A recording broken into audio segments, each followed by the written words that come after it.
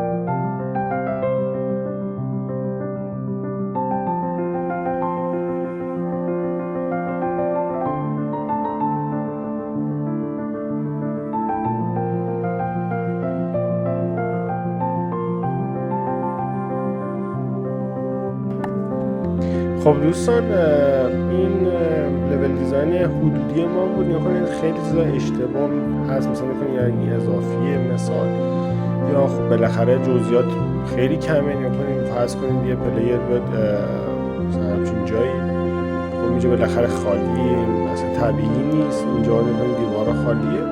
حالا اینها را موقعی که داریم بررسی میکنیم هی اضافه میکنیم، نور و اینا بهش اضافه میکنیم که طبیعی تر شه. مثلا اینجا یه ذره بیشتر برش وقت گذاشتیم، یه کوچولو طبیعی تر شده، ولی بازم طبیعی نیست و حتما باید روش کار کنیم. ولی فعلا چون قسم آموزشی، برای آموزش این کافیه. فعلا دوستان تا قسمت بعد.